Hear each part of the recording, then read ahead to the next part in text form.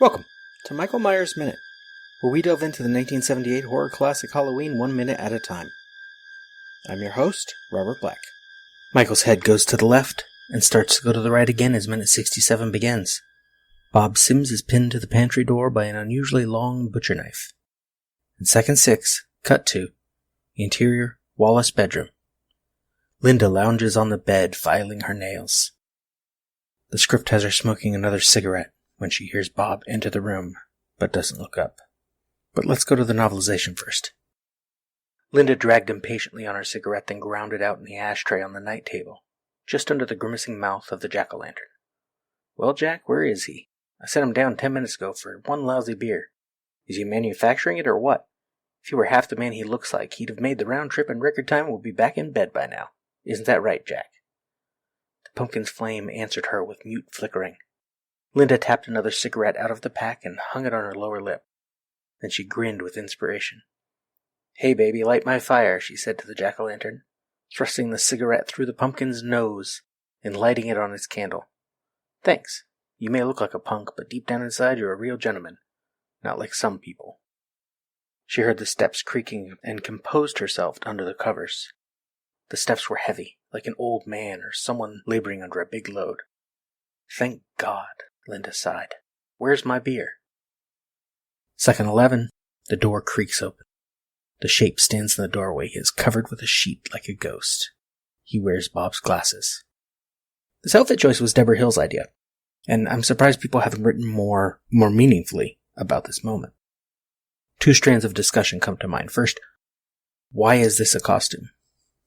Why do we picture ghosts this way? Writing for the Daily Beast in 2015, Natalie Cheray references, among others, Charles Dickens' A Christmas Carol, in which the ghost of Jacob Marley is specifically said to be wearing the clothes he wore during life, complete with a set of chains, and she wonders where the bedsheet ghost comes from. Cheray suggests, quote, representations of ghosts in street clothes, even those of centuries ago Scandinavia, presented a few logistical challenges for artists. Namely, how do you make sure audiences can tell the differences between living characters and dead ones? And how do you get the ghost costume to stop all the noisy creaking? Thus, the image of the bedsheet ghost became more popular as a sort of expository workaround employed by directors and illustrators. Instead of the clothes that they died in, more and more ghosts began popping up in their burial shrouds, which look an awful lot like 21st century sheets. Throughout the 19th and 20th centuries, the cloudy and billowing aesthetic we tend to associate with specters dominated popular ghost stories. End quote. She goes on to explain, perhaps drifting into the erroneous, so I take this with a grain of salt. Quote, Halloween as we know it today finds its roots in turn-of-the-century America, where folk traditions imported from multiple European countries began to intermingle within immigrant communities.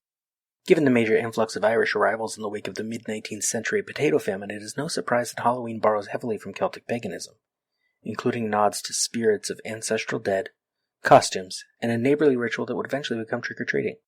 Early Halloween costumes tended to be simple, spooky, and cheap, which naturally led to bedsheet ghosts. End quote. And here's just one way this description starts to feel problematic to me.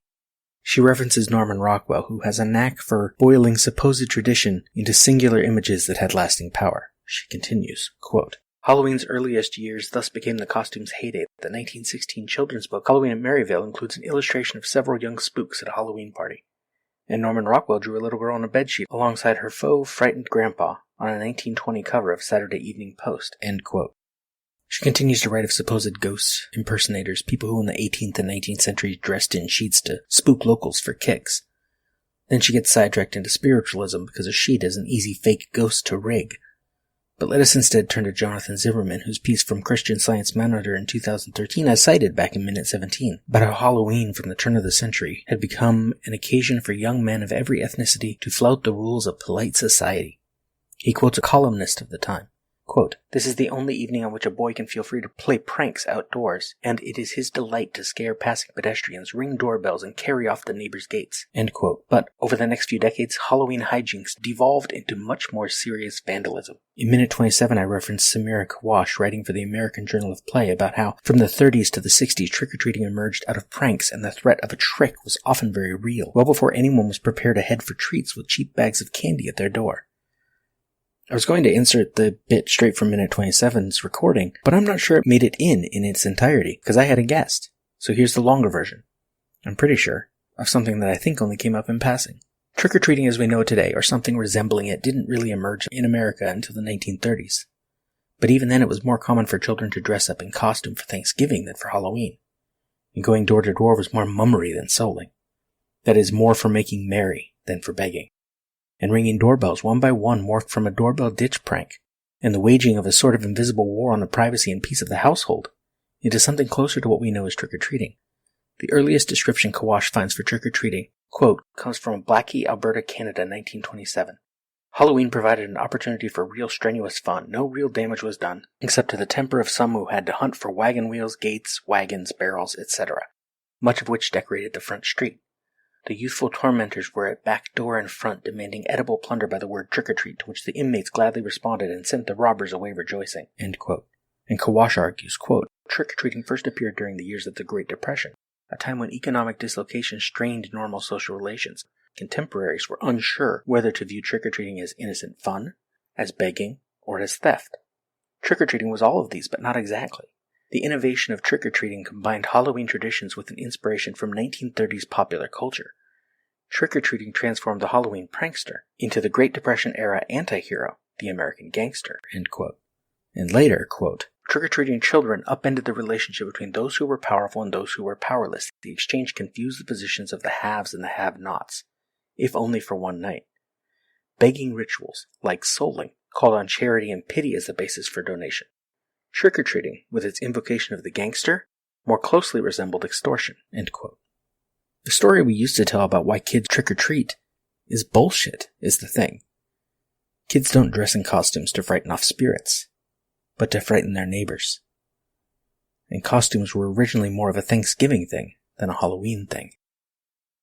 It is worth noting, of course, that I am trusting the Christian Science Monitor and the American Journal of Play over the Daily Beast. It's the intercollegiate debater in me. When sources are in dispute, you must take measure of their credibility. But there's certainly the possibility that Shurei's research is sound. The second strand for discussion here, as Michael stands in the doorway to the Wallace bedroom dressed in someone else's overalls, someone else's mask, wearing someone else's sheet to pretend to be Bob Sims for the moment, comes down to something I've talked about before in this show, how putting on a costume and a mask allows us the anonymity to act out.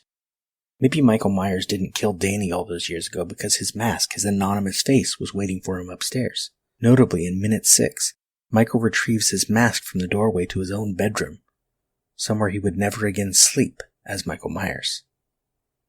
Murray Leader writes in Halloween, Devil's Advocate series, of a 1974 psychological experiment that showed that aggressive behavior increased substantially when Halloween costumes were worn. Scott Fraser, who ran the experiment, tells NPR in a 2012 interview that, quote, the study challenged an idea that was universally believed at the time and is still widely held today. People who do bad things are bad people. Actions derived from character. Not so, Fraser says. Given the right circumstances, both children and adults can be induced to violate social norms. The context, not character, is king. Among the chief factors that can turn good kids into thieves, anonymity, end quote. Michael's anonymity here is interesting because there are levels to it.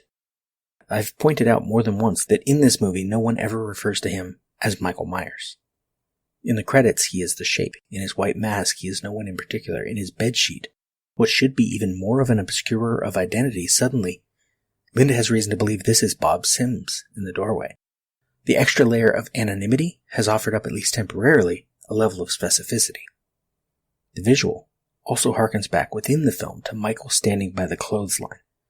There is no wind in this moment because Michael is indoors, but that just makes the flowing visual all the scarier. What should be moving hangs limp. Linda may think this is Bob, but we know otherwise. We know that Michael is toying with her. We know that sometime soon he is going to kill her. We can scream at the screen, but our cries will be impotent. Linda, well, did you get my beer? Second 24, she finally looks up. She laughs. Linda, cute, Bob, real cute. Second 30, she stops filing. The ghost doesn't answer. Linda looks at the ghost. Second 36, she sits up and slides the sheets down from her body. Linda, see anything you like? PJ Souls was married to Dennis Quaid at the time of filming. He was supposed to play Bob, but his upcoming travel for his role in Breaking Away made that impossible. Allow a tangent. An outtake, I believe, from minutes 1 to 2. BJ Souls told a funny story once. I don't remember what I saw it in. She saw it in a theater. She wanted to go and see what people thought of Halloween. And there was a guy who was, let's say, very appreciative of her bare breasts. When she says, see anything you like. Yeah. Yes, in the movie. Her nipples. Yeah, and she just thought it was funny that this guy was... Well, and supposedly Dennis Quaid was with her at the time and asked if he should say something to the guy. And she's like, no.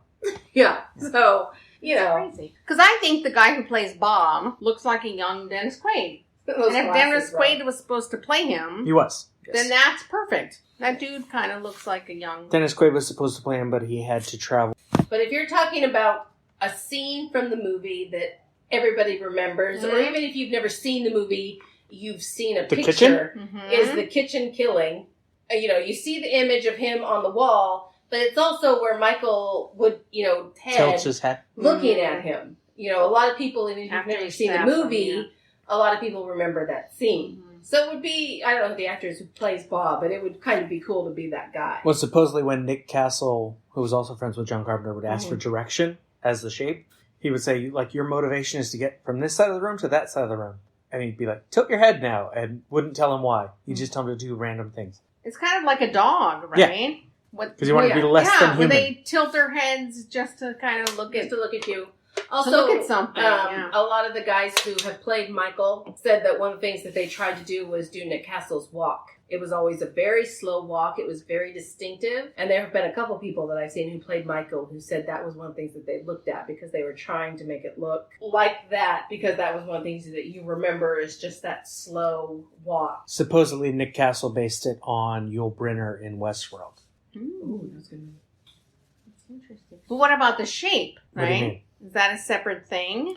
The shape is how they credited it in the film, which is credited to Nick Castle. Right. Yeah. Michael 23 is credited to Tony Moran. Yes. He's actually only in the one scene. He's only in one scene where he takes off the mask. But the shape makes it sound like more of the guy who's just kind of standing there and you see a shape like that tree in South Pass where we just see this guy just standing there, which to me is just as creepy. When according to Tony Moran, 6 people played the shape over the 20 days the film took. Mostly Nick Castle, what's his name? Donald Woodbine, I think, which is the stuntman.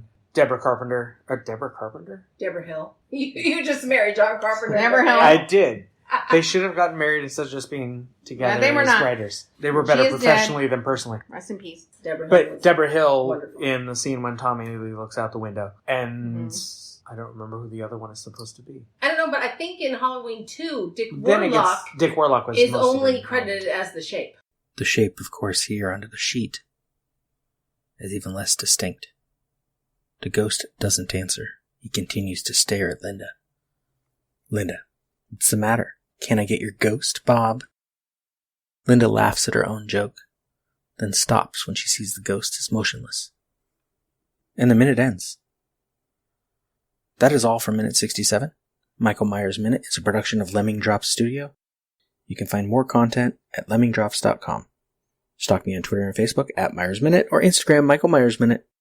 Don't forget to subscribe and leave a nice review if you like what you hear. Till next time. See ya.